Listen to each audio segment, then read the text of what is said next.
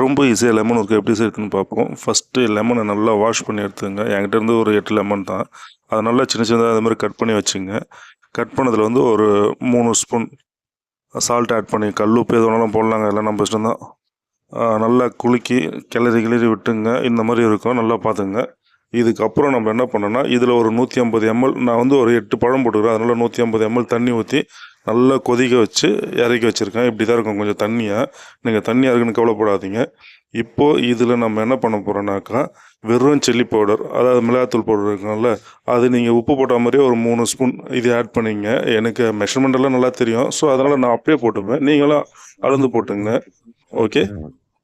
இப்போ நல்லா போட்டு கிளறி நல்லா அந்த கலர் வரும் பாருங்க, நல்லா கிளறி விட்டுருங்க. பார்த்தீங்களா எப்படி இருக்கு?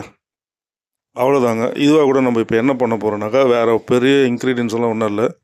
வெறும் அது பேர் என்னங்க, கடுகும் வெந்தயம் எடுத்து வறுத்து வச்சுருக்கேன். இது நான் வறுத்ததுக்கு அப்புறம் தான் ஃபோட்டோ எடுத்து வச்சுருக்கேன், வீடியோவில் போட்டிருக்கேன். இதை எடுத்து வறுத்து வச்சுட்டு நல்லா ஒரு அரைச்சி எடுத்துங்க. இது நல்லா வறுக்கும்போது நல்ல வாசனையாக இருக்கும். இதை நல்லா அரைச்சி எடுத்துட்டு, நம்ம இப்போ ஊறுகாய் செஞ்சு வச்சுருக்கோம் இல்லைங்களா, அதில் அப்படியே எடுத்து கொட்டி கிளறிடுங்க. கிளறிட்டா நம்ம தண்ணியாக இருந்த மாதிரி இருக்குங்களா, இப்போ திக்காக ஆரம்பிச்சிடும். இதில் வந்து கொஞ்சம் தாளிச்சிடுங்க. நல்லெண்ணெய், கடுகு, கருவேப்பிலை இது மட்டும் போட்டு நல்லா ஒரு 100 ml நல்லெண்ணெய் நல்லா இதை தாளிச்சிட்டு எடுத்து அதில் ஊற்றுங்க. ஊற்றும் போது நல்லா சவுண்டும் நல்லா வாசனையும் நல்லா இருக்கும்.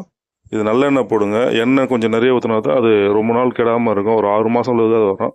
பாருங்கள், அவ்வளோதான், ஊறுகாய் ரெடி ஆகிடுச்சு. நல்லா மிக்ஸ் பண்ணிவிட்டு நான் ஒரு சின்ன ஒரு பாட்டிலில் போட்டிருக்கேன். பாருங்கள், இது ஒரு ஃபேமிலிக்கு 1 மந்த்துக்கு மேலே தேவைப்படும். மேக்ஸிமம் போனால் ஒரு 30 ரூபா 35 ரூபா தாங்க.